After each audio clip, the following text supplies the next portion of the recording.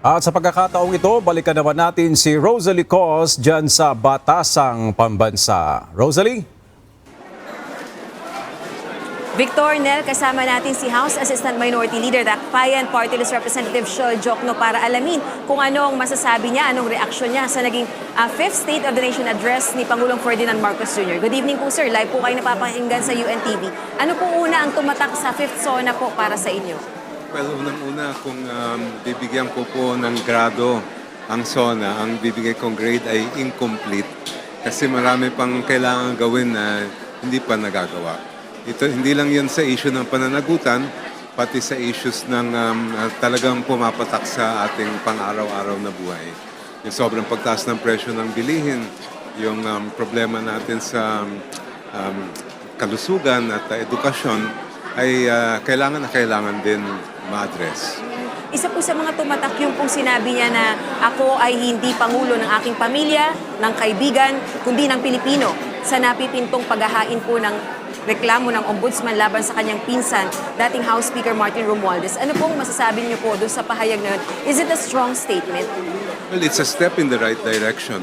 Ngayon, ang kailangan din natin makita yung talagang na seryoso ang ating administrasyon. At yung mga malalaking tao nga ay hindi lang makasuhan, kung hindi talagang iayusin yung ebidensya para solid ang kaso.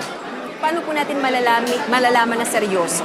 At Doon what nga, point? matitesting natin yan kung gaano katindi ang pag-prosecute ng kaso. Sir, regarding naman po doon sa pagtatanggal ng system loss charge sa electric bill po ng mga consumers, agad po bang mararamdaman po yun? Yes, dapat lang. Actually, nananawagan ng Akbayan na party list matagal na dapat wag nang ipasa sa consumers yan. Supportado din namin yung income tax measures na nabanggit ni Pangulo kanina. I-confirm ko lang po, kailangan pa po bang makapagpasa ng panukalang batas para po maipatupad yung pagtatanggal ng system loss charge? Actually, kung gugustuhin ng electric companies, kaya na. Pero siyempre, mas maigi kung may batas para wala ng question.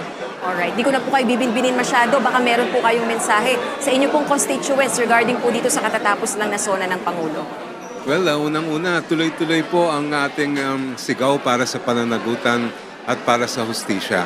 Kailangan natin ng isang maayos na pamamahala sa gobyerno na walang korupsyon at walang kinikilingan.